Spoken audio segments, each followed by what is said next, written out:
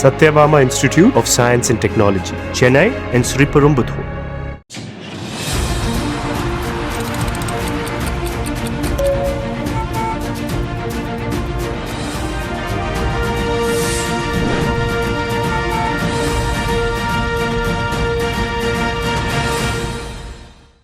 அமைச்சர் சேகர் பாபு செய்தியாளர்களை சந்தித்து வருகிறார். பார்க்கலாம்.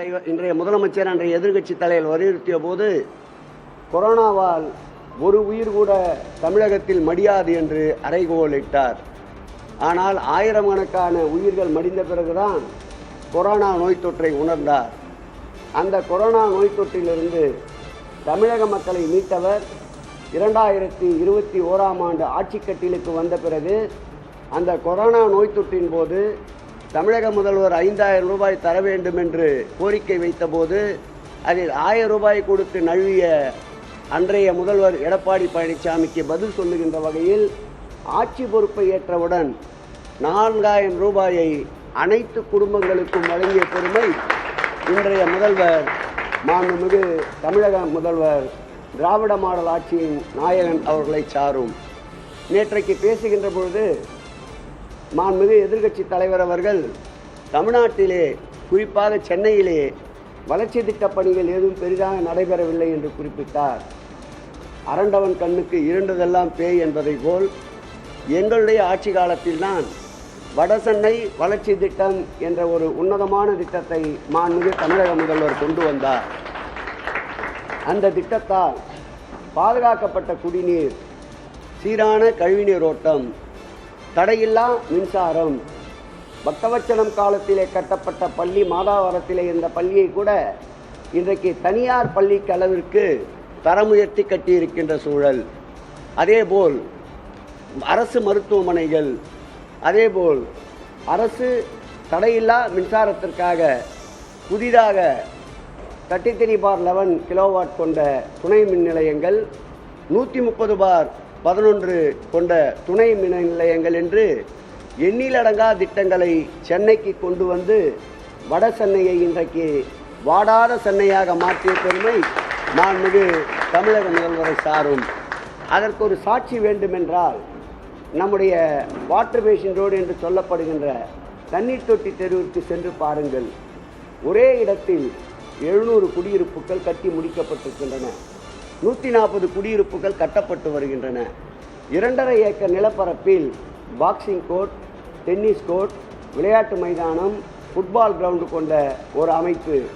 அதே அமைப்பில் அதை ஒட்டி முதல்வர் பெயரிலே திருமண மண்டபங்கள் 10 லட்சம் 15 லட்சம் என்று சிறப்பான முறையில் திருமணம் செய்ய வேண்டுமென்றால் தென்சென்னையை நோக்கி ஓடிக்கொண்டிருந்த மக்களுக்கு உதவிகரமாக வட சென்னையிலேயே 70,000 ரூபாய் செலவில் வாடகை என்று நிர்ணயிக்கப்பட்டு திருமண மண்டபம், அதே இடத்தில் இலவசமாக மக்களுக்கு டயாலிசிஸ் சென்டர், அதே இடத்தில் சென்னை பெருநகரத்தினுடைய மாநகராட்சியினுடைய அரசு அச்சகம், இப்படி 6 ஏக்கர் நிலப்பரப்பில் ஒரே இடத்தில் இத்தனை திட்டங்கள் கொண்டு வந்து வட சென்னையுடைய வளர்ச்சியில் முத்திரை பதித்தவர் மாண்புமிகு முதல்வர் அவர்கள்.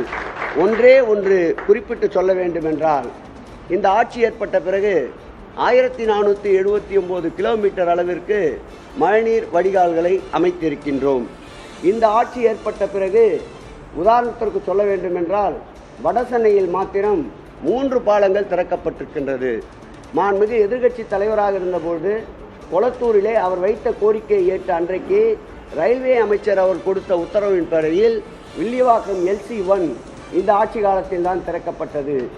அதேபோல் நம்முடைய அருகிலே இருக்கின்ற 2B என்று சொல்லப்படுகின்ற நம்முடைய தண்டையார்பேட்டையிலே புதிய பாலம் இந்த ஆட்சியில் தான் துவங்கப்பட்டது.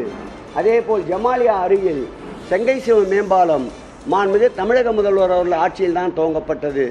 அதேபோல் சென்னையின் மையப்பகுதியான போக்குவரத்து நெரிசல் மிக்க பகுதி டி நகரிலே இந்த ஆட்சியில் தான் பாலம் துவங்கப்பட்டது. இப்படி எண்ணிலடங்கா பாலங்கள், எண்ணிலடங்கா மழைநீர் கால்வாய்கள், சென்னையின் அடையாளப்படுத்துகின்ற வகையில் பல்வேறு மேம்பாட்டு திட்டங்களை கொண்டு வந்த ஆட்சி மாண்புமிகு தமிழக முதல்வர் ஆட்சி. 2021ஆம் ஆண்டு தேர்தல் பரப்புரையின் போது இன்றைய எதிர்க்கட்சி தலைவர் அன்றைக்கு என்ன சொன்னார் என்றால், நாங்கள் 1000 கோடி ரூபாய் செலவிலே மழைநீர் வடிகால்களை கட்டிவிட்டோம். சிங்கப்பூர் போல் இனி ஒரு சொட்டு தண்ணீர் கூட தமிழகத்தில் தேங்காது என்று அறைகூவலிட்டார். என்னானது? 2021ஆம் ஆண்டு ஆட்சி கட்டளை ஏற்றவுடன் முதல் பெய்த பெருமழைக்கு சென்னை தத்தளித்தது. அடுத்தடுத்த ஆண்டுகளில் திருப்புகழ் என்ற ஒரு கமிட்டியை அமைத்து அவர்கள் கொடுத்த அனைத்து பரிந்துரைகளையும் ஏற்றி படிப்படியாக கட்டுமானங்களை, மழைநீர் கால்வாய்களை கட்டியதன் விளைவாக குளங்கள், ஏரிகள் தூர்வாரப்பட்டதன் விளைவாக, அனைத்து கால்வாய்களும் தூர்வாரப்பட்டதன் விளைவாக, நிலத்தடி நீரை உயர்த்துகின்ற வகையில் புதிதாக குளங்களை ஏற்படுத்தியதன் விளைவாக பெருமழைக்கும் சென்னை தத்தளிக்கின்ற ஒரு சூழல் இல்லாமல் நிஜமான நிலையான ஒரு வாழ்வாதாரத்தை சென்னை மக்களுக்கு தந்தவர் மாண்புமிகு தமிழக முதல்வர் என்பதை இன்றைக்கு நான் சுட்டிக்காட்ட விரும்புகிறேன். அடுத்து அவர் நேற்று பேசுகின்ற பொழுது விலைவாசி உயர்வை மையப்படுத்தி குறிப்பிட்டார். நான் அவரை கேட்பதெல்லாம், இந்த ஆட்சி ஏற்பட்ட பிறகு மத்தியிலே மோடியின் தலைமையிலே ஆட்சி ஏற்பட்ட பிறகு நீட் தேர்வை ரத்து செய்வதற்கு இவர் ஏதாவது அழுத்தம் தந்தாரா? அதேபோல் பெட்ரோல், டீசல், எரிவாயு விலை உயர்வை கட்டுப்படுத்துவதற்கு இவர் ஏதாவது ஒரு வகையில் அழுத்தம் தந்தாரா? ஏறி வருகின்ற தங்கத்தின் சவரன் விலையை கட்டுப்படுத்த ஏதாவது ஒரு வகையில் அழுத்தம் தந்தாரா? மத்திய சர்க்கார் உயர்த்தப்படுகின்ற விலை உயர்வுகளை கண்டு கொள்ளாமல் இங்கே தமிழகத்தில் இருக்கின்ற ஒரு சில சம்பவங்களை குறிப்பிட்டு விலைவாசி உயர்வை காரணம் காட்டுகிறார்.